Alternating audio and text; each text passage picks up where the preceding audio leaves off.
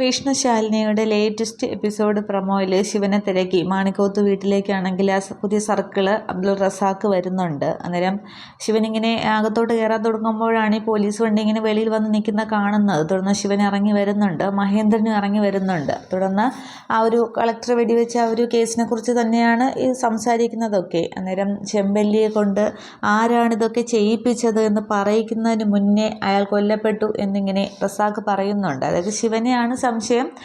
ശിവൻ്റെ പേരിൽ ഒരു അന്വേഷണമുണ്ട്, ശിവനെ പിന്നാലെ പോലീസുണ്ട് എന്നൊക്കെ അറിയിക്കാൻ വേണ്ടിയിട്ടാണ് ഈ സർക്കിൾ അവിടെ വരുന്നതൊക്കെ. അല്ലാതെ ശിവനെ അറസ്റ്റ് ചെയ്യാനോ അങ്ങനെ കാര്യങ്ങളൊന്നുമില്ല. ഇതൊക്കെ കേട്ടുകൊണ്ട് മഹേന്ദ്രൻ നിൽക്കുന്നുണ്ട്. പക്ഷേ ഈ സർക്കിൾ പറയുന്നതിനൊന്നും പുല്ല് വില പോലും ശിവനാണെങ്കിൽ കൽപ്പിക്കുന്നില്ല. വെറുതെ ഇങ്ങനെ കേട്ട് നിൽക്കുന്ന ഒരു സീൻ മാത്രമേ കാണിക്കുന്നുള്ളൂ.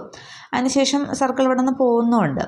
ഇതേസമയം അവിടെ ആ ഒരു പരുത്തിക്കുന്ന് കോളനിയിലാണെങ്കിൽ ശിവനും പിന്നെ കുട്ടിയും വേറെ 1-2 പേരും കൂടി ചേർന്ന് ആ കോളനി ആണെങ്കിൽ ഒരു ചെറിയ ഗേറ്റൊക്കെ ഇവർ വെക്കുന്നുണ്ട്. കോളനിയുടെ എൻട്രൻസിലേക്ക് കിടക്കുന്നിടത്ത് ഗേറ്റൊക്കെ വെച്ച് അവർ പൂട്ടുകയൊക്കെ ചെയ്യുന്നുണ്ട്. എന്നിട്ട് ഇതിനകത്തേക്ക് ഇനി ഒരു ഈച്ച പോലും കിടക്കരുത്, നിങ്ങൾ ഏത് സമയം ഇവിടെ ഉണ്ടാകണം എന്നിങ്ങനെ കുട്ടിയോടും ആ മറ്റേ കൈമളോ അയാളോടുമൊക്കെ ഈ ശിവൻ പറയുന്നുണ്ട്. അവരനുസരിച്ച് ചെയ്യുന്നുണ്ട്.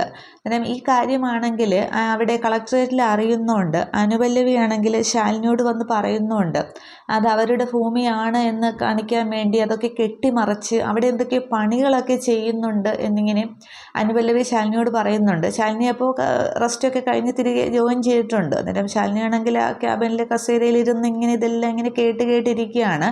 എന്നിട്ട് ശാലിനി എന്തൊക്കെയോ തീരുമാനം ഉറപ്പിക്കുന്നുണ്ട്. പക്ഷേ ആ ഒരു രേഖകളൊക്കെ അവിടെ നിന്ന് ജോൺ എബ്രഹാം ആണെങ്കിൽ മഹേന്ദ്രൻ്റെ കയ്യിൽ കൊണ്ട് കൊടുത്തല്ലോ. അപ്പോൾ ഇനി തെളിവുകളൊന്നുമില്ലാതെ ശാലിനി എങ്ങനെ മുന്നോട്ട് പോകുമെന്നുള്ളതാണ്.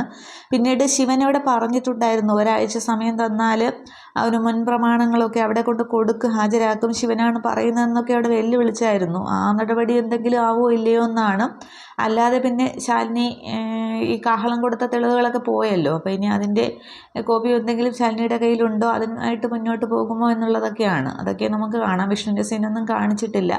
ബാക്കി എപ്പിസോഡ് വരുമ്പോഴത്തേക്കും നോക്കാം. Okay, thank you.